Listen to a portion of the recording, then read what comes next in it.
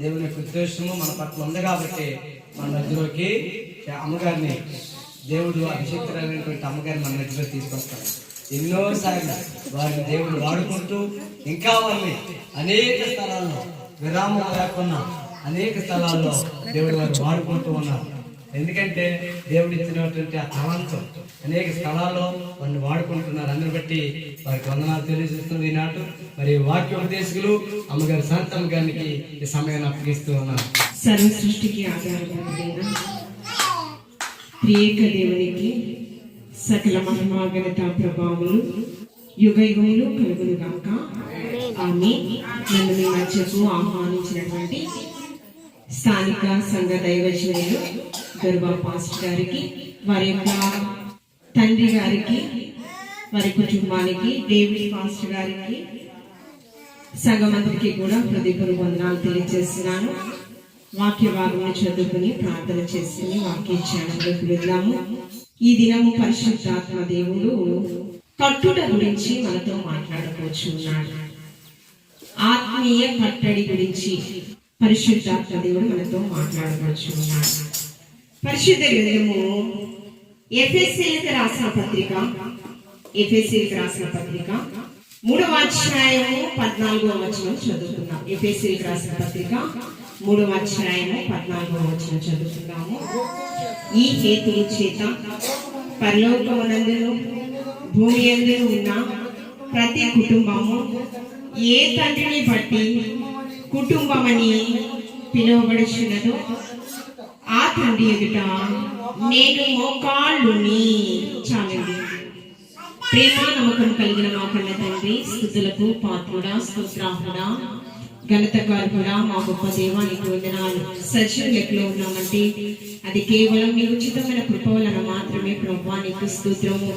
నీవిచ్చినటువంటి రక్షణను చాలా జాగ్రత్తగా కాపాడుకుంటూ కడ వరకు నీకు నమ్మకంగా జీవిస్తూ ప్రభువా నీ శిలువ సువార్తను ప్రకటన చేస్తూ ప్రభువా అగ్నిలో నుంచి లాగినట్లు కొన్ని ఆత్మలైన మీ వైపు ప్రభావితం చేసేటటువంటి వారిగా ఇక్కడ ఉన్న ప్రతి ఒక్కరిని మీరు ఆయత్తపరచమని, నా నోటి మాటలు మా అందరూ హృదయాన్ని నీ దృష్టికి అంగీకారయుతంగా చేసుకోమని క్రీస్తు పరిశుద్ధ నామములో అడిగి వేడుకుని ప్రార్థించుచున్నాము తండ్రి. ఆమేన్. ఆత్మీయ కట్టడ దేనికి అవసరం అంటే క్రైస్తవ కుటుంబాలకు అవసరం. ఎవరికి అవసరము? క్రైస్తవ కుటుంబాలకు ఆత్మీయ కట్టడ అనేది అవసరం. ఎందుకంటే ఈ భూమి మీద నివసించే ప్రతి ఒక్క మానవునికి జననం ఎలా ఉందో మరణం కూడా ఆ రీతిగానే ఉంది. మరణం చూడకుండా దేవుడితో నేరుగా కొనుక్కోబడినటువంటి వారు హానోకు, ఏలి, మెల్కీసెదెకు ముగ్గురు ఉన్నారు. మరణం చూడకుండా దేవునితో కొనుక్కోబడినటువంటి వారు. ప్రతి ఒక్క మానవునికి మరణం అనేది తప్పదు. కానీ శరీర సంబంధమైన మరణాల గురించి మాట్లాడలేదు, కానీ ఆత్మీయ కట్టడ గురించి పరిశుద్ధాత్మ దేవుడు జ్ఞానం మనతో మాట్లాడవచ్చు ఉన్నాడు. ఈ పరిశుద్ధ గ్రంథంలో మనం చూసినట్లయితే 2వ కొరింథీయులకు రాసిన పత్రిక 5వ అధ్యాయము 1వ వచనంలో భూమి మీద మన గుడారమైన ఈ నివాసము శిథిలమైపోయినను చేతి పని కాక దేవుని చేత కట్టబడినది నిత్యమైనదినైన నివాసము పరలోకమందు మనకున్నదని ఎరుగుము. భూమి మీద ఎన్ని గృహాలు ఉంటాయండి? కొన్ని కోట్ల జనాభా ఉన్నారు కదా. గృహములు ఉన్నటువంటి వారి గురించి మనం ఆలోచన చేస్తే ఎన్నో కోట్ల గృహాలు నిర్మించబడ్డారు. వారి యొక్క ప్రయాసకు తగినట్లు కొంతమంది అప్పు చేసి మరి గృహం నిర్మించుకోవడానికి ప్రయాసపడుతుంటారు. కొంతమంది ఆర్థికంగా స్థిరపడినటువంటి వారు వారి గృహమే ఒక దేవాలయంగా లేకపోతే సుందరవంతంగా రూపకల్పన చేస్తూ ఉంటారు కదా. అంటే వారి సామర్థ్యాన్ని బట్టి నువ్వు ఎంత గృహానికి రంగులు రూపుదిద్దినా, పాలరాతి పైన నీవు నడచిన గాని, పట్టు వస్త్రాలే నీవు తొడిగిన గాని, అందలము పైన కూర్చున్నా గాని, అందరంత స్థితిలో ఉన్నా గాని, కనుముయడం ఖాయం నిన్ను పైన అందనంత భవనంలో స్థితిలో నీవున్న రాజభోగమే నీవు అనుభవించిన ఒక కరెక్ట్ ఉపమానం క్రైస్తవుడికి ధనవంతుడు కదా. ధనవంతుడు ఏమండి రాజభోగం అనుభవించాడు. సద్బోధకుల దగ్గరికి వెళ్ళి పరలోక రాజ్యానికి వెళ్ళాలంటే ఏం చేయాలి అంటే, పరలోక ధనం కోసం నువ్వు ప్రయాసపడాలి. క్షయమైన ధనం కోరుకు నువ్వు ప్రయాసపడ్డావు. ఈ ధనము సంపాదించుకునేటటువంటి వారు ధనాపేక్ష సమస్త కీడులకు మూలము కదా. నీవు దాన్ని విడిచిపెడితే ఖచ్చితంగా పరలోక రాజ్యానికి నీకు ఒకటి కొదువుగా ఉంది. ఏంటంటే ధనాపేక్ష నీకు ఎక్కువగా ఉంది. దాన్ని విడిచిపెట్టలేక సొలుగుకుంటూ ప్రభు నుంచి వెడలిపోయాడు. చివరికి ఎక్కడున్నాడు ధనవంతుడు? పాతాళంలో ఉన్నాడు. బీదవాడు నిరుపేదవాడు ఏమండి భిక్షాటన చేసేటటువంటి వాడు. ధనవంతుడు తినివేసినటువంటి రొట్టె ముక్కలను ఏరుకుని తినేటటువంటి తన దీన పరిస్థితి. కానీ అతడు పరలోక ధనం కోసం ప్రయాసపడ్డాడు కనుకనే అబ్రహాము రొమ్మున స్థిరంగా ఉన్నాడు కదా. ధనవంతుడు పాతాళంలో నరకయాతన అనుభవిస్తూ విజ్ఞాపన చేస్తున్నాడు. ఆ వేడిని తాపం తట్టుకోలేక అక్కడ అగ్ని ఆరదు, పురుగు చావు కదా. ఈ భూమి మీద ధనం కావచ్చు, ఈ క్షయమైన ఆశీర్వాదాలు, సిరి సంపదలు కావచ్చు, పొలాలు కావచ్చు, గొర్రెల మేకల మంద కావచ్చు, బంగారం కావచ్చు, వెండి కావచ్చు, ధాన్యములు కావచ్చు, సిరి సంపదలు ఏదైనా కావచ్చు, ఇవన్నీ కూడా క్షయమైనవే. శక్తికి మించిన కొలిది ప్రయాసపడి నీవు ఎంత సుందరవంతంగా రూపకల్పన చేసినటువంటి ఆ నివాస గృహములన్నీ కూడా నువ్వేం చేయాలంట? శిథిలమైపోతాయంట. అవి శిథిలమైపోతాయి. కానీ మన చేతి పని కాక దేవుని చేత కట్టబడినది స్థిర నివాసమైనది, అది పరలోకమందు ఉంది. దాని కొరకు మనం ఏం చేయాలి? ప్రయాసపడాలి. అందుకని హెబ్రీలకు రాసిన పత్రికలో చూసినట్లయితే, హెబ్రీలకు రాసిన పత్రికలో సమస్త గృహములు ఆయన చేత కట్టబడి ఉన్నాయి, మానవుల చేత కట్టబడుచున్నాయని మనం అనుకుంటూ ఉంటాం. హెబ్రీలకు రాసిన పత్రిక 3వ అధ్యాయము 2వ వచనంలో, దేవుని ఇల్లంతటిలో మోషే నమ్మకంగా ఉండినట్టు ఈయన కూడా తను నియమించిన వానికి నమ్మకంగా ఉండేది. ప్రతి ఇల్లును ఎవడైనా ఒకరి చేత కట్టబడును, సమస్తమును కట్టినవాడు. ఆత్మీయ గృహముల గురించి పరిశుద్ధాత్మ దేవుడు మనతో మాట్లాడుచున్నాడు. మనం నివసించే గృహములను ఎవరో ఒకరి చేత నిర్మిస్తూ ఉన్నాం. కానీ యెహోవా ఇల్లు కట్టించని ఎడల కట్టువాని ప్రయాస వ్యర్థమే కదా. ఎవరు చెప్తున్నారు మాట? కీర్తనకారులు మాట్లాడుచు ఉన్నారు కదా. ఆయన శ్రమ భవనంలో నుంచి వచ్చినటువంటి వాక్కు. అదే విధంగా ఇక్కడ కూడా పరిశుద్ధాత్మ దేవుడు ఏమంటూ ఉన్నాడు? సమస్త గృహానికి అధికారి ఎవరు? త్రియేక దేవుడు కదా. మనం చదువుకున్నటువంటి లేఖన భాగాలలో ఈ హేతువు చేత పరలోకమనందు భూమి మీద ఉన్న ప్రతి కుటుంబము ఏ తండ్రిని బట్టి కుటుంబమని పిలువబడుచున్నదో, ప్రతి కుటుంబము ఏ తండ్రిని బట్టి కుటుంబమని పిలువబడుచున్నదో ఆ తండ్రి ఎదుట నేను మోకాళ్ళు. ఎవరు మోకాళ్ళున్నారు? ఈ ఎఫెసీ సంఘాన్ని స్థాపించింది ఎవరు? క్రీస్తు ప్రణాళికలో అపోస్తలుడైన పౌలు గారు. ఆయన ఏమంటూ ఉన్నారు? భూమి మీద ఉన్న ప్రతి కుటుంబానికి తండ్రి ఒకరు ఉన్నారంట. ఏ తండ్రిని బట్టి కుటుంబం అని పిలువబడుచున్నదో, మొదటి కుటుంబం ఎక్కడ స్థాపించబడింది? మొదటి కుటుంబము ఎక్కడ 2-3 కూడి నా నామమున ఉంటారో అదే సంఘం. మొదటి కుటుంబము ఏదేను తోటలో స్థాపించబడింది, ఆదాము అవ్వల చేత. అందుకనే మొదటి కొరింథీయులకు రాసిన పత్రిక 15వ అధ్యాయం చూడండి.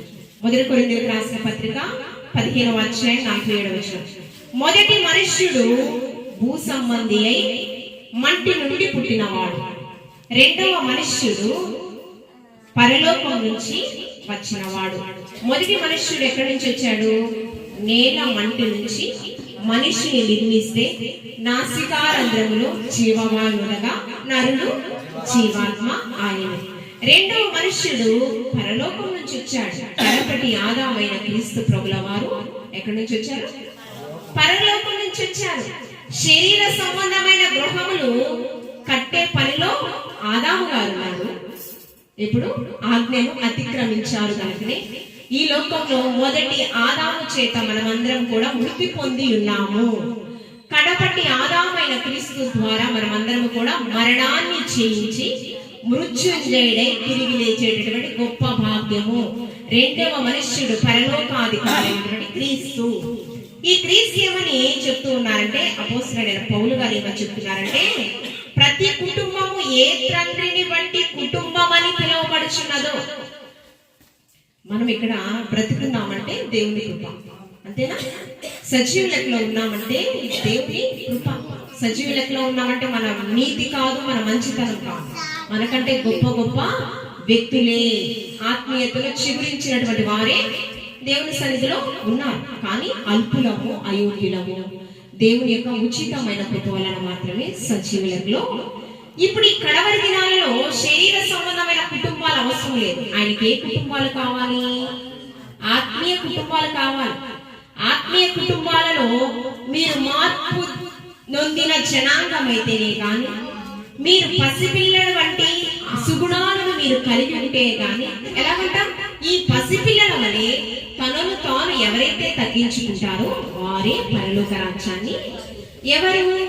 ఆత్మీయతలో ఫలాభివృద్ధి పొందినటువంటి కుటుంబాలు మాత్రమే, ఆ ఫలము 9 సుగుణాలు పొందుకున్నటువంటి మాత్రమే ఆత్మీయ కుటుంబం, క్రైస్తవులుగా పిలువబడతారు. తగ్గింపు స్వభావం ఎవరికైతే ఉంటుందో, పసిబిడ్డల్లో ఏముంటది? పాపం ఉంటదా? పాప బీజాన్ని వారిలో నాటింది ఎవరంటే తల్లిదండ్రులు. మొదటి యోహాను పత్రికలో 4వ అధ్యాయంలో మనం చూసినప్పుడు 4వ వచనంలో, చిన్న బిడ్డలారా మీరు దేవుని సంబంధం, మీలో ఉన్నవాడు లోకంలో ఉన్నవాడి కంటే గొప్పవాడు కదా. ఎవరి సంబంధంట? దేవుని సంబంధం. యేసుక్రీస్తు ప్రభువారు 3.5 సంవత్సరాల పరిచర్యలో అనేకమైన అద్భుతాలు, ఆశ్చర్యకార్యాలు చేస్తుంటే తల్లిదండ్రులు ఏం చేశారంటే, బిడ్డల మీద యేసుక్రీస్తు ప్రభుల వారు చెయ్యి ఉంచి ప్రార్థన చేస్తే వారు ఆశీర్వాదాలు పొందుకుంటారని తీసుకుని వచ్చారు. తీసుకుని వస్తే శిష్యులు ఆటంకపరుస్తున్నారు. జన సమూహం వచ్చింది. అందరికీ అమూల్యమైన సజీవమైన వాక్కులు, చుట్టే తేనె దారుల కంటే మధురమైన వాక్కులు ప్రకటిస్తూ ఉన్నారు. ఈ చిన్నపిల్లలను తీసుకొచ్చారు ఏంటని వారిని ఆటంకపరుస్తున్నారు. అప్పుడేమన్నారు? వీరిని ఆటంకపరచవద్దు, ఇలాంటి వారిదే పరలోక కదా. మరి పాపాత్మురాలైన స్త్రీని రాళ్లతో కొట్టి చంపడానికి శాస్త్రులు, యూదా మత పెద్దలు వచ్చారు కదా. వారిలో ఎవరున్నారంట? పెద్దవారేమే గాని, చిన్న పిల్లలేమే గాని అక్కడికి రాళ్లతో కొట్టడానికి వచ్చారు. ఎవరు వచ్చారు? పెద్దవారు వచ్చారంట. చిన్న పిల్లలకి విష బీజాన్ని ఎవరు నేర్పారు? ఎవరు నేర్పారు? మనం ఆలోచించేద్దాము. ఏ తండ్రిని బట్టి కుటుంబం అని పిలువబడుచున్నదో ఆ తండ్రి ఎదుట నేను మోకాళ్ళ ప్రార్థన మనం చేయాలంట. మొట్టమొదటిగా ఒక కుటుంబం ఏదైనా తోటలో పరిశుద్ధమైన ఘనమైన వివాహ బంధంలో ఏర్పాటు చేయబడి, అది మొదటి సంఘం. అది చెప్పాలి అంటే ఏదైనా తోటలో కదా. సృష్టి అంతా కూడా కలుగును గాక అంటే కలిగింది. కానీ ఆదాము గారు, అమ్మమ్మ గారు అంటే ఎంత ఇష్టం అంటే ఆయన పోలికలో తయారు చేశాడు, దేవుని సుగుణాలతో తయారు చేశాడు కదా. ఆదాము గారికి ఏమో దేవుని పోలికలు వచ్చాయని అంటాం.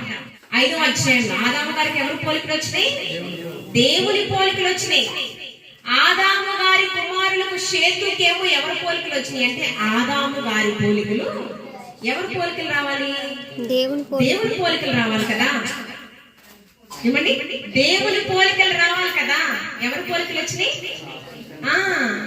ఆదాము గారంటే ఎక్కడ మహిమను కోల్పోయి దిగంబరత్వాన్ని, మహిమ కోల్పోయింది. ఆత్మీయత లేదు. ఆత్మీయతలో పరిపక్వత ఎంత చెందినా కూడా ఒక ఆజ్ఞను అతిక్రమించడం వల్ల మహిమను, ఒక్క తప్పే మహిమను కోల్పోవడానికి కారణము అయింది. ఈ కుటుంబాలు మొదటి ఆదాము చేత వస్తున్నటువంటి కుటుంబాలు ఎలా అంట? శరీర సంబంధమైన వాటి కొరకు ప్రయాసపడే కుటుంబాలంట. అందుకని ఇప్పుడు ఉన్న ప్రతి కుటుంబము, సజీవ లెక్కలో ఉన్న ప్రతి కుటుంబము, క్రైస్తవులుగా పిలువబడుతున్న ప్రతి కుటుంబము, దేవుని యొక్క సంఘములో పాలిభాగస్తులైన ప్రతి కుటుంబము, మీరందరూ సజీవ లెక్కలో ఉన్నారు. మీరు ధన్యులు. ఈ కుటుంబం ఎలా ఉండాలి అంటే మోకాళ్ళ ప్రార్థన చేసే కుటుంబంగా ఉండాలి. ప్రార్థన ఆలకించువాడా సర్వశరీరులు నీ యొద్దకు వచ్చేదారు. పలుమార్లు పరిశుద్ధాత్మ దేవుడు మనల్ని హెచ్చరిస్తూ ఉన్నాడు. యెషయా ప్రవక్త ద్వారా 45వ అధ్యాయము 23వ వచనము, ప్రతి మోకాలు ఆయన ఎదుట వంగవలసినది, ప్రతి నాలుక ఆయన స్తుతించవలసినది. రోమీయులకు రాసిన పత్రిక 14వ అధ్యాయం 11వ వచనం, ప్రతి మోకాలు ఆయన ఎదుట వంగవలసినది. రోమా సంఘంతో తెలియపరుస్తూ ఉన్నాడు. యెషయా ప్రవక్త ఇశ్రాయేలు ప్రజలకు తెలియపరుస్తున్నాడు. ఎందుకు మోకరించటం లేదు, తగ్గింపు లేదు, దీనత్వము లేదు. మీకా ప్రవక్త ద్వారా పరిశుద్ధాత్మ దేవుడు, మనుష్యుడా ఏది ఉత్తమమో నీవు తెలుసుకో, ఏది ఉత్తమమో తెలుసుకో, న్యాయముగా నడుచుకుంటాయి, కనికరాన్ని నీవు ప్రేమించుటయు, దీన మనస్సు కలిగి నీ దేవుని పాద సన్నిధిలో నీవు గోజాడుటయే ఈ 3 లక్షణాలు కలిగి ఉండాలని ప్రతి ఒక్క క్రైస్తవ జనాంగానికి పరిశుద్ధాత్మ దేవుడు కడవరి దినాలలో హెచ్చరిస్తూ, దేవుని కనికరాన్ని పొందే అర్హత మనలో లేకపోయినా దేవాది దేవుడు ఏం చేశాడు? ఉచితమైన కృప వలన మాత్రమే పరిశుద్ధ రక్తం చేత మన పాపములన్నీ కూడా విమోచించి మనల్ని పవిత్రులుగా చేసుకుని ఉన్నాడు. ఏం చేశాడు? కృప వలన మాత్రమే. రెండో మారు కృప లేదు. రెండో మారు ఏమండి? చూడండి, ఇది చదవండి. ప్రకటన గ్రంథము 12వ అధ్యాయము చదువుకున్నటువంటి లేఖన భాగం ఏంటి? ప్రతి కుటుంబానికి తండ్రి ఎవరు? పరలోకాధికారైన క్రీస్తు.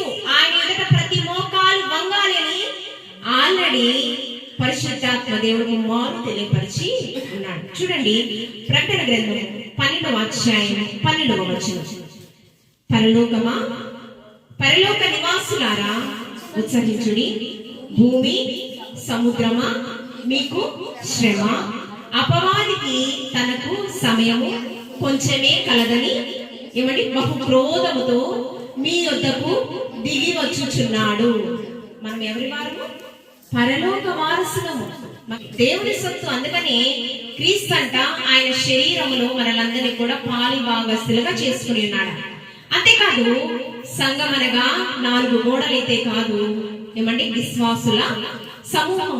మీరందరూ కూడా ఒకరికొకరు అవయవాలై ఉన్నారు. శరీరంలో అన్ని అవయవాలు కూడా ప్రాముఖ్యమైనవి. ఏ ఒక్క అవయవం మనలో లేకపోతే మనల్ని ఏమంటారు? వికలాంగులు అంటారు. పరలోకమా, పరలోక నివాసులారా ఉత్సహించండి, మీరు దేవుని సొత్తు. మీరు లోకం నుంచి దేవాది దేవుడు మిమ్మలను వేరుపరచుకుని ఉన్నాడు. మీరు ప్రత్యేకమైన జనాంగం. 1 యోహాను పత్రిక 1వ అధ్యాయంలో ఈ లోకంలో ఉన్నవన్నీ కూడా శరీరాశ, నేత్రాశ, జీవపుటము కదా, ఇవన్నీ లోకంలో నుంచి మనల్ని వేరుపరచుకుని ఉన్నాడు. ఇవి లేకుండా మనం బ్రతకాలని ఇంతకు ముందు చెప్పాను కదా.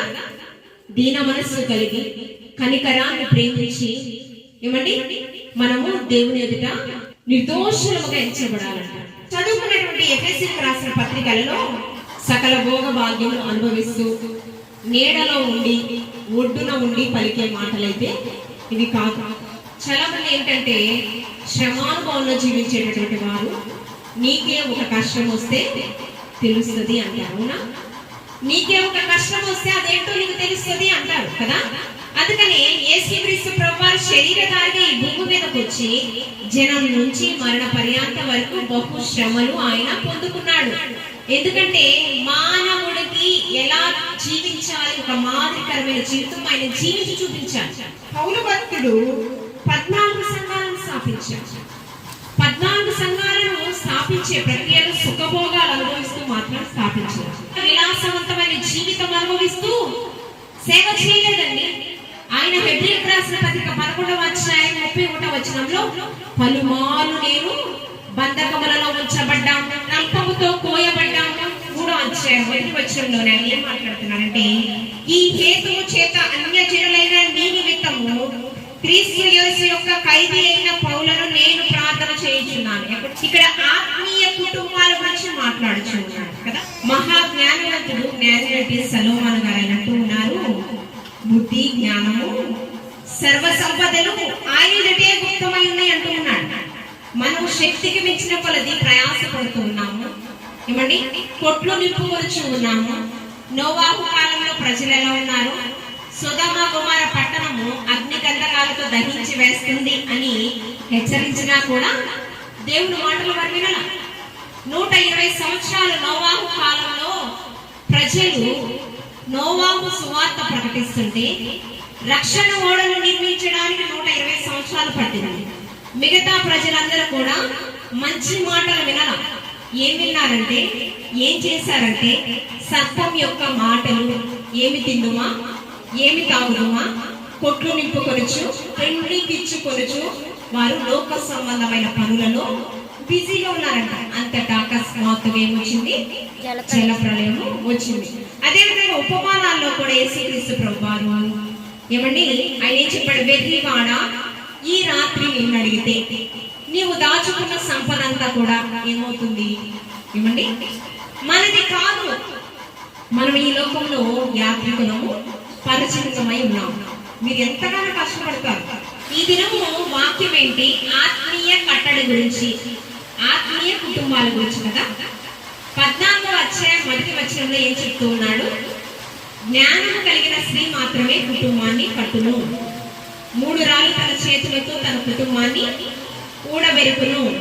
ఇంట్లో ధనం దాచేటటువంటి పని, బీరువాలో ఉన్నటువంటి హౌస్ డాక్యుమెంట్స్ దగ్గర నుంచి, ఇళ్ల పట్టాల దగ్గర నుంచి అన్ని దాచే పని, జాగ్రత్త చేసే పని ఎక్కువగా ఎవరు తీసుకుంటారు?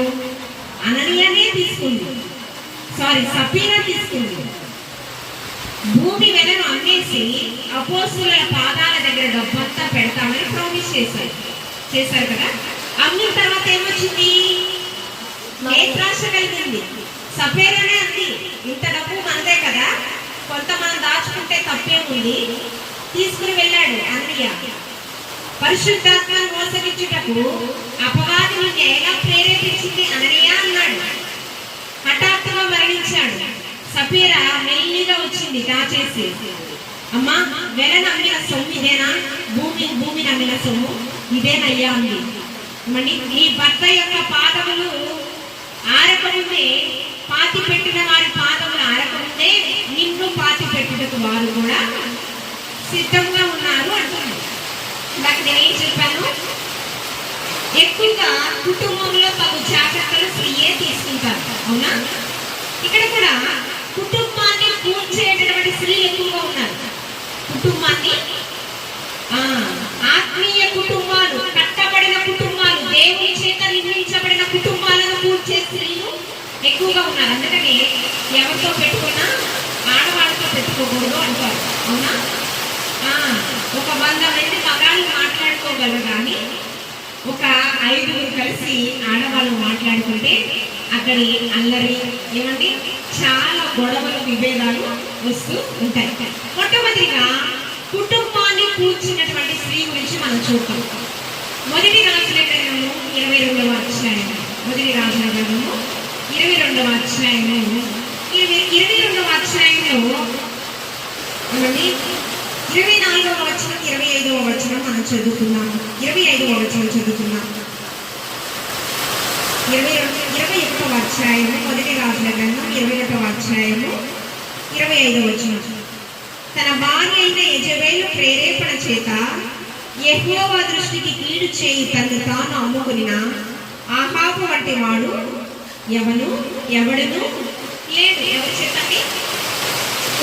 తన భార్య అయిన యెజబెలు ప్రేరణ చేత యెహోవా దృష్టికి కీడు తలపెట్టిన ఆహాబు వంటి వాడు మరి ఎవడూ లేడు.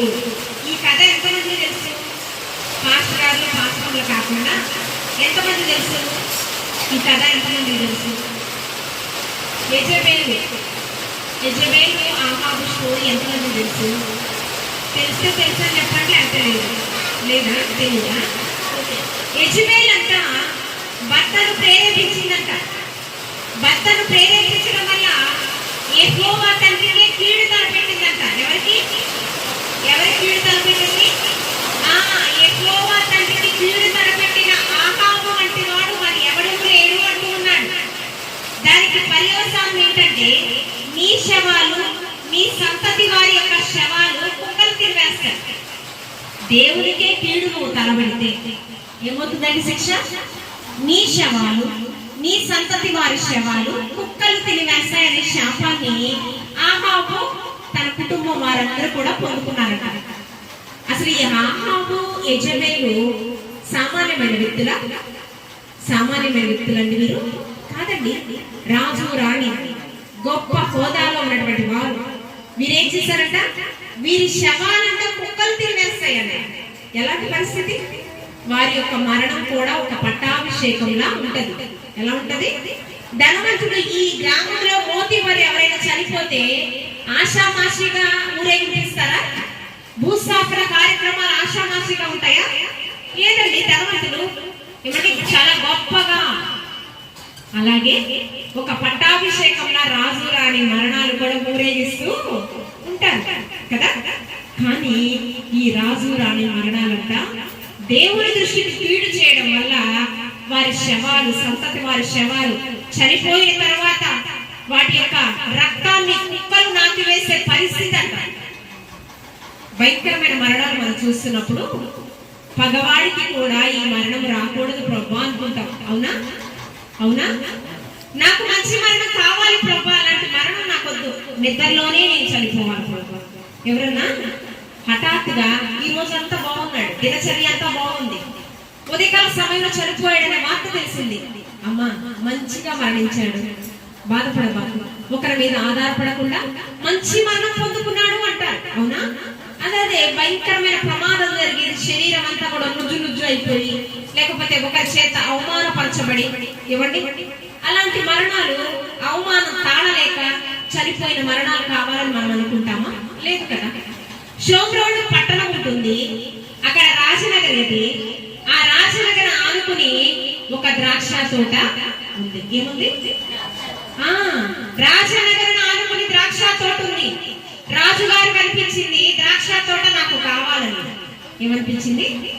రాజుగారు ఎవరి ద్రాక్ష తోట కావాలి అని అనుకున్నాడంటే వేరొక రాజు ద్రాక్ష తోట కావాలనుకోలా, వేరొక రాజు మీద యుద్ధాన్ని చేయించాలనుకోలా. ఎవరి మీద? పేదవాడైన నాబోతుకు ఒక ద్రాక్ష తోట ఉందంట. ఎవరికి? ఒక పేదవాడు ఉన్నాడు, ఆ నాబోతుకి ఏముంది? ద్రాక్ష తోట ఉంది. అది కావాలని అనిపించిందంట. ఆజ్ఞలో ఒకటేంటి? నీ పొరుగు వాని దేని తగునేమో ఆశించకూడదు. ఆజ్ఞ అదే కదా, నీ పొరుగు వారి దేని తగును ఆశించకూడదు. ఇక్కడ ఏం చేస్తుంది? రాజు అడిగాడు కొంతమంది వ్యక్తులను పిలిపించి, సైనికులను, ద్రాక్ష తోట నాకు ఇవ్వు, బదులుగా వేరొక ద్రాక్ష తోట నీకు ఇస్తానంటే నాబోతు అన్నాడు, అయ్యా నా పిత్రార్జితము నేను మీకు ఇవ్వలేను. నా పిత్రార్జితము నా పితరుల నుంచి నాకు వచ్చింది, నా బిడ్డ తరాల వరకు అది వెళ్ళాలయ్యా అని చెప్పన్నాడు. ఇక్కడ మంచి మాటే కదా అన్నాడు. మంచి మాటే కదా, పితరులు ఇచ్చింది కదా, అది స్వాస్థ్యము కదా, మంచి మాటే. నిజంగానే పితరులకు ఎవరైతే యెహోవా యందు భయభక్తులు కలిగి ఉంటారో వారి బిడ్డ తరాలను దేవాది దేవుడు కదా. అదే విధంగా భూ సంబంధమైన ఆశీర్వాదం కావచ్చు, పరలోక సంబంధమైన ఆశీర్వాదం కావచ్చు, యెహోవా యందు భయభక్తులు కలిగి ఎవరుంటారో తరతరముల వరకు వారిని వర్ధిల్లింప చేస్తారని వాగ్దానం ఇచ్చాడు. ఇక్కడ ఆల్రెడీ ధర్మశాస్త్రం అదే చెప్పింది కదా అని మౌనంగా ఉండొచ్చు కదా. ఇంటికి వెళ్ళాడు, కోపంగా ఉన్నాడు, మూతి ముడుచుకొని కూర్చున్నాడంట. అక్కడ అదే రాసింది, కోపంగా కాదు, మూతి ముడుచుకొని ఉన్నాడంట.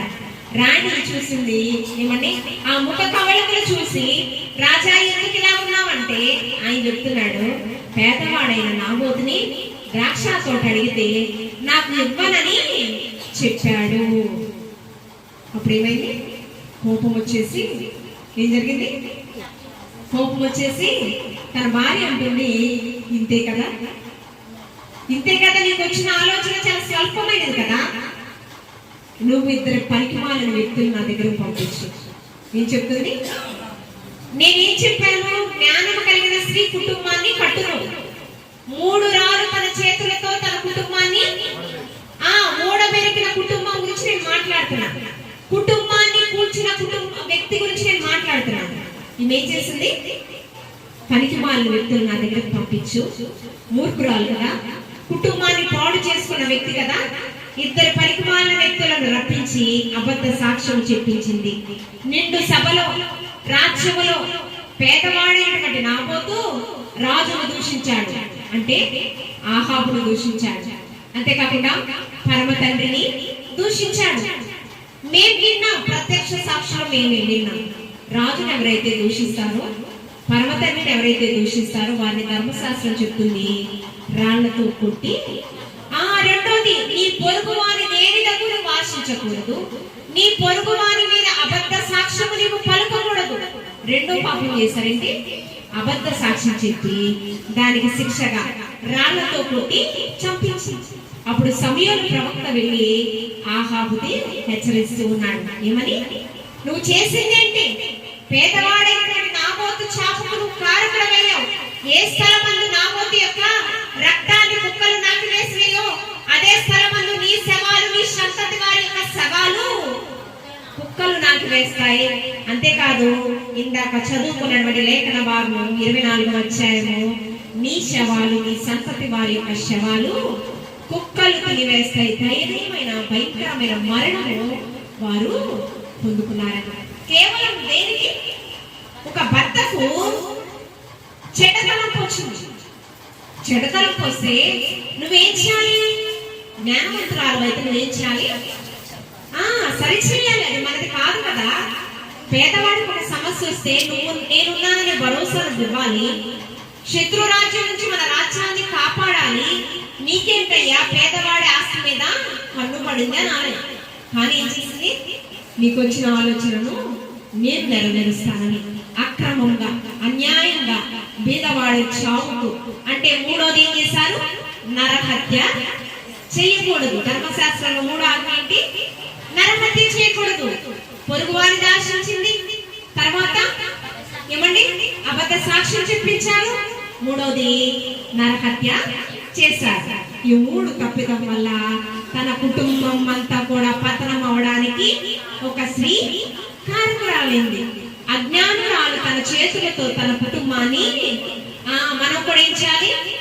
యెజబెలు వలె తప్పుడు ఆలోచనలు, తప్పుడు సలహాలు మన భర్తలకు మనము ఇవ్వడానికి వీలు లేదు. ఏమండి? ఎక్కువగా ధనాపేక్ష పురుషుల కంటే స్త్రీకి ఎక్కువగా ఉంటుంది. అందుకని పరిశుద్ధాత్మ దేవుడి దినాన మనల్ని హెచ్చరిస్తూ ఉన్నాడు. ధనాపేక్ష పరలోకలే మనం బ్రతికామంటే గెహాజీకి ఏమొచ్చింది? కుష్టి రోగం వచ్చింది. ఎవరి కుష్టి రోగము? శక్తమైన ధనం కోసము. ఏమండి? ఎలీషా దైవజనుడేమో యెహోవా జీవము తోడు నేను ముట్టను అని ఆనవేశాడు. గెహాజీ మాత్రం ధనాపేక్ష పరుడై వెళ్ళిపోయి ఏమండి ధనాన్ని తెచ్చుకున్నాడు. అప్పుడు అంటున్నాడు దైవజనుడు, నా ఆత్మ నీతో కూడా రాలేదా గెహాజీ? మనల్ని పరిశుద్ధాత్మ దేవుడు హెచ్చరిస్తూ ఉంటాడు. ఏమండి? ఈ ధనవంతుడు పరలోక రాజ్యములో ప్రవేశించడం కంటే ఏది సులభం అండి? వంటి సూది బెచ్చంలో దూరట చాలా సులువంట. మనము పరలోక ధనం కొరకు ప్రయాసపడాలండి. అననీయ సఫీర ధనాపేక్ష కొరకే ప్రయాసపడ్డారు. వారు ఏం చేశారు? హఠాత్తు మరణాలు పొందుకున్నారు. కాబట్టి మనకు అలాంటి పరిస్థితి రాకూడదు. ఆత్మీయ కుటుంబాన్ని కట్టినటువంటి కుటుంబం గురించి మనం చూద్దాం. చివరిగా లూకాసు వార్తలో హేరోదు దినములలో ఒక వ్యక్తులు ఉన్నారు. ఇద్దరు వ్యక్తులు, భార్యాభర్తలు. లూకాసు వార్తలో మరి ఏంటంటే యాజకత్వం చేసేటటువంటి వారు ఏం చేస్తున్నారు? యాజకత్వం, దేవుని సన్నిధిలో ధూపం వేసేటటువంటి గొప్ప భాగ్యం, ఘనమైన పనిలో దేవుని పరిచర్యలో పారిభాగస్తులయ్యారు భార్యాభర్తలు కూడా. వారు ఎలా జీవించేవారంట? వారి విధి విధానం, వారి స్థితి, నడవడిక దేవాది దేవుడు పరిశుద్ధాత్మ దేవుడు స్పష్టంగా రాశాడు. వారు జకర్యా, ఎలిజబెత్ వీరు విధానము, జీవిత విధానం ఏ విధంగా ఉంది? మంచి సాక్ష్యం ఇస్తూ ఉన్నాడు. 1వ అధ్యాయము 6వ వచనం, వీరిద్దరూ ప్రభు యొక్క సకలమైన ఆజ్ఞలను చొప్పున న్యాయ విధుల చొప్పునను నిరపరాధులుగా నడుచుకొనుచు దేవుని దృష్టికి నీతిమంతులై ఉండిరి. ఎలిజబెత్ గొడ్రాలైనందున వారికి పిల్లలు లేకపోయిరు, మరియు వారిద్దరు బహుకాలం గడిచి మృతులైరారు. అంతేకాకుండా 9వ వచనం, యాజక మర్యాద చొప్పున ప్రభు ఆలయంలోనికి వెళ్ళి ధూపం వేయుటకు అతనికి వంతు వచ్చెను. ధూప సముద్రమయందు ధూప సమయము అందు ప్రజల సమూహమంతయు వెలుపల ప్రార్థన చేయుచుండగా ప్రభు దూత ధూప వేదిక కుడివైపున నిలిచి అతనికి కనబడగా జకర్యా అతని చూచి తొందరపడి భయపడిన వాడాయను. అప్పుడు దూత అతనితో, జకర్యా భయపడకుము, నీ ప్రార్థన వినబడినది.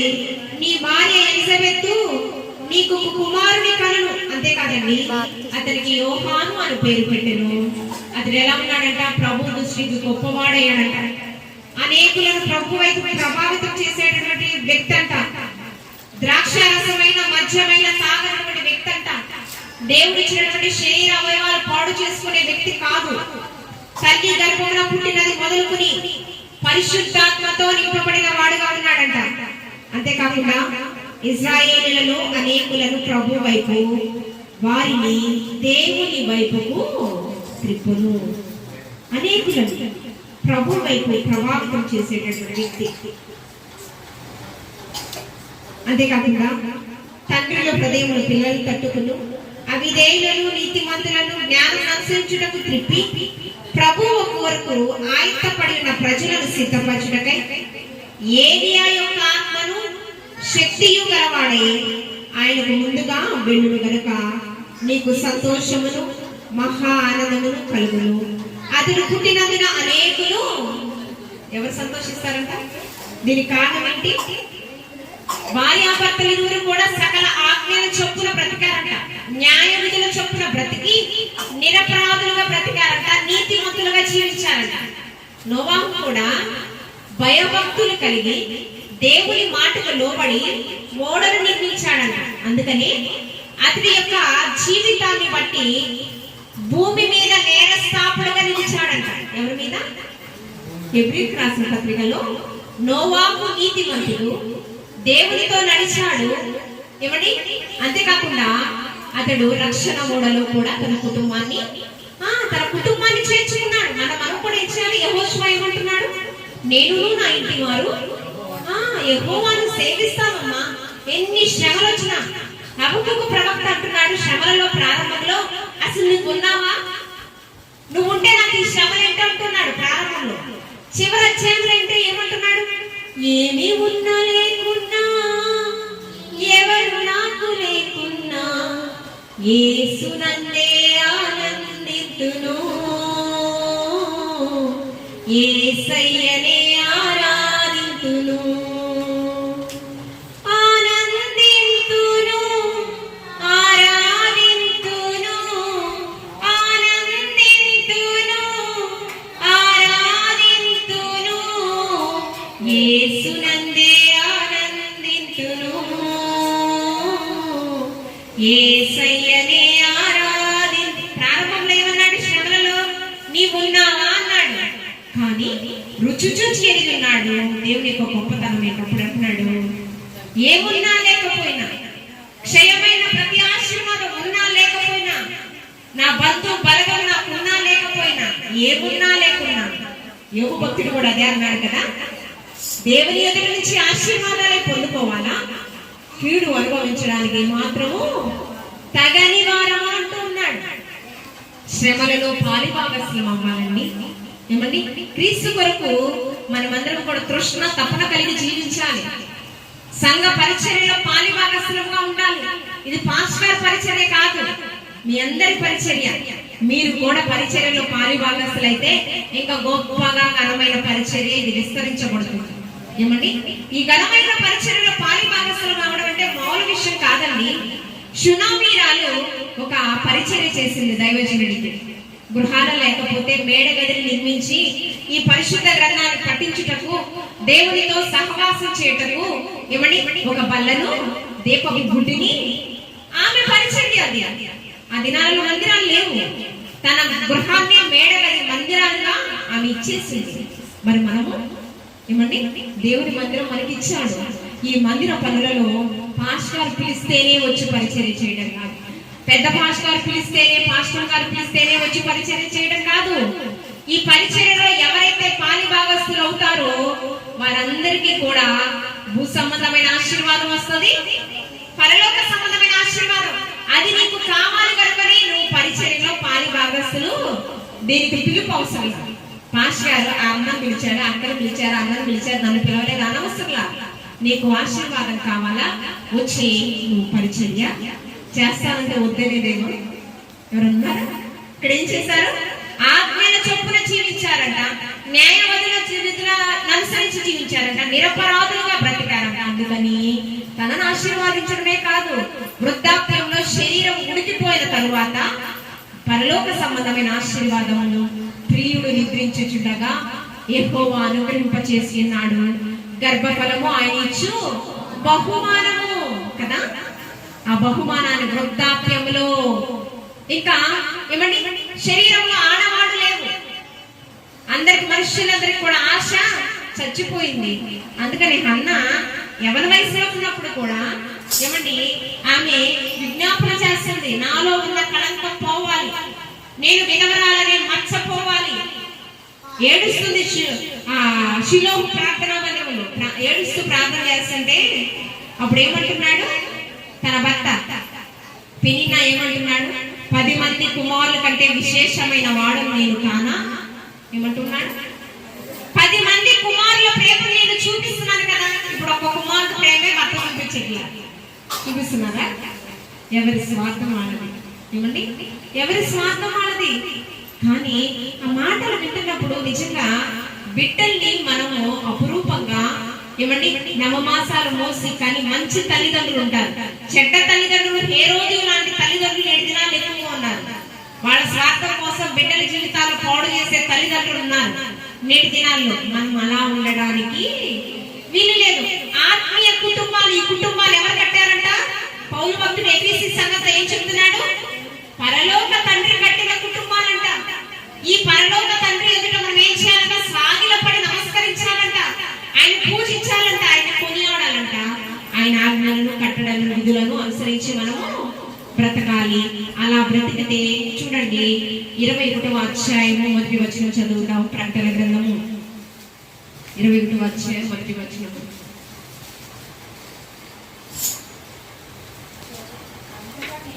అంతటా నేను క్రొత్త ఆకాశమును క్రొత్త భూమియు చూచితిని.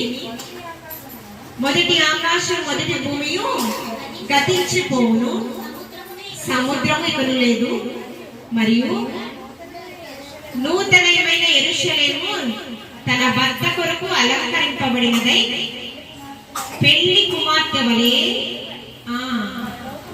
పరలోకమందు నుండి దిగి వచ్చుట చూచితిని. ఎక్కడి నుంచి వచ్చిందంట? ఇందాక చదివాము. పరలోకమా, పరలోక నివాసులారా మీరు ఉత్సహించండి. మనం ఈ లోకంలో యాత్రికులమై ఉన్నాం. మన స్థిర నివాసం ఎక్కడుంది? పరలోకం. అక్కడండి ఆ కింద వచనాలలో ముందు వచ్చినాలు, ప్రతి వారి కన్నీటి బాష్ప బిందువును తుడిచివేయను, ఏడ్పుండదు, కన్నీరుండదు, వేదనకరమైన పరిస్థితులు పరలోక రాజ్యంలో. ప్రతి కుటుంబంలో ఏదో శోధన, ఏమా, ఏదో ఒక వెలితి, ఏదో ఒక విచారమైన గృహం ఉంటుందంట, ఆనంద నిలయం ఉంటుందంట, కష్టాలు లేని గృహం ఉంటుందంట.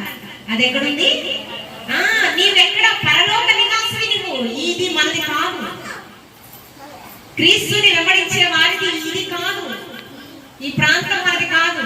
మన దగ్గర మన పురము పరలోకం. ఆ పరలోక నివాసం, పరలోక రాజ్యము ఇక్కడే దేవాది దేవుడు ఏర్పాటు చేస్తాడంట. భూమి మీదే.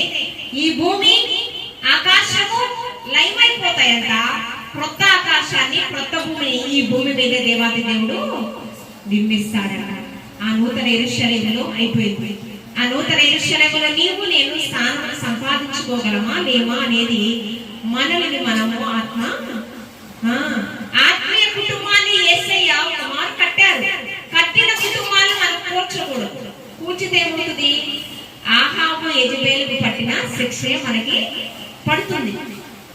ఆత్మీయ కుటుంబాన్ని కట్టిన జకర్యా ఎలిజబెత్ ఏమయ్యారు? ఆశీర్వాద కర్తలుగా ఉన్నారు. ఈ బాప్తిస్మిచ్చి యోహాను బట్టి స్త్రీలు కనిన వారిలో బాప్తిస్మిచ్చి యోహాను కంటే గొప్పవాడు మరి ఎవడును లేడు. పాపాన్ని ఖండించాడు. అంతేకాకుండా యేసయ్యకు కూడా బాప్తిసమిచ్చే గొప్ప అర్హతను సంపాదించుకున్నాడు. పరలోక రాజ్యాన్ని యేసయ్య కంటే ముందుగా పరిచయం చేశాడు. సర్ప సంతానమా, రాబో కృతల గురించి మీకు బుద్ధి చెప్పేవాడేవాడు. మారు మనసుకు తగిన ఫలాలు మీరు పొందుకోండి, మీ మనస్సు మార్చుకోండి అని ఎవరు హెచ్చరించారు యేసయ్య కంటే ముందుగా? అందుకని స్త్రీలందరి కలిగిన వారిలో బాప్తిసమిచ్చే యోహానే గొప్పవాడని డెలిబరేట్ గా సాక్ష్యం ఇచ్చాడు యేసుక్రీస్తు ప్రభువు. మరి మనల్ని బట్టి కూడా, మన బిడ్డని బట్టి కూడా అనేక మంది అలా సాక్ష్యం ఇవ్వాలండి. వాళ్ళు ఎవరి పిల్లలంటే ఆ తల్లిదండ్రుల పిల్లలరా? వారి సుగుణాలు వచ్చినాయి. మీకెలా వచ్చినాయి ఆ సుగుణాలు? దేవుడి నుంచి మీకు వచ్చాయి. ఎవరికి వచ్చినాయి ఆ మంచి సుగుణాలు? ఎక్కడి నుంచి వచ్చినాయండి? దేవుడి నుంచి వచ్చినాయి. కాబట్టి ఆత్మీయతలో ఫలాభివృద్ధి పొందే విధంగా ఇవ్వండి. మనం భర్త, బిడ్డలు, కుటుంబం, సమస్తం అటు రీతిగా ఉంటే దేవుని ఆ నూతన యెరూషలేములో మనమందరం కూడా స్థానము సంపాదించుకున్నాం. అట్టి కృపలో మనమందరం కూడా పాలి భాగస్థులము అవుదుము గాక. ఆమేన్. పరిశుద్ధుడా నీకు వందనాలు, ప్రేమమయుడా నీకు వందనాలు. ఆత్మీయ కట్టడి గురించి, ఆత్మీయ గృహముల గురించి ప్రభువా మాతో మాట్లాడిన దేవానికి వందనాలు ప్రభువా. అశాశ్వతమైనది ఈ లోకము, శాశ్వతమైన నూతన యెరూషలేములో మేము స్థానము సంపాదించుకోవాలంటే నీ నీతి, నీ రాజ్యాన్ని వెతుకుతూ ప్రభువా, నీ ఆజ్ఞలను, కట్టడలను, విధులను అనుసరించి లోకంలో జీవిస్తూ ప్రభువా, నీ చిత్తానుసారంగా జీవించే భాగ్యము నాకు మాకు దయచేయండి ప్రభువా. నీకు స్తోత్రం ప్రభువా. ఘనమైన పరిచయం చేసినటువంటి దైవజనులు ప్రభువా నీకు స్తోత్రము ప్రభువా. డేవిడ్ మాస్టర్ గారు వారి కుటుంబం దీవించండి, ఆశీర్వదించేయండి. అదేవిధంగా ప్రభువా నీకు వందనాలు. వరబాబు పాస్టర్ గారిని, తన ప్రియ సతీమణి గారిని, బిడ్డలను, కుటుంబమును, సంఘ పెద్దలను, సంఘమందరినీ మీరు దీవించండి, ఆశీర్వదించేయండి. ఈ పరిచర్యలు ప్రభు కళాభివృద్ధిలోకి మీరు తీసుకుని వెళ్ళి విస్తరింపచేయండి ప్రభు, శాఖలుగా ప్రభు. సంఘ బిడ్డలందరిపైన మీ ముఖకాంతిని మీరు ప్రజ్వలింపచేసి ప్రభు ఆరోగ్యము, క్షేమము, నెమ్మది, సమాధానము సంఘ బిడ్డలందరికీ మీరు దయచేసి ప్రభు నీకు స్తోత్రం. మీరు ఫలింపచేయండి. సంఘ పరిచర్యలో పాలు భాగస్సులుగా మీరు ఐక్యపరచండి. ఈ రాజ్య స్థాపన కొరకు దైవజనులతో ప్రయాసపడే వారు ప్రతి ఒక్కరిని మీరు ఆయత్తపరచమని, వచ్చినటువంటి దైవజనుల వారి కుటుంబాలను కూడా మీరు దీవించండి, ఆశీర్వదించమని క్రీస్తు పరిశుద్ధ నామములో అడిగి వేడుకొని ప్రార్థిస్తున్నాము తండ్రి. ఆమేన్.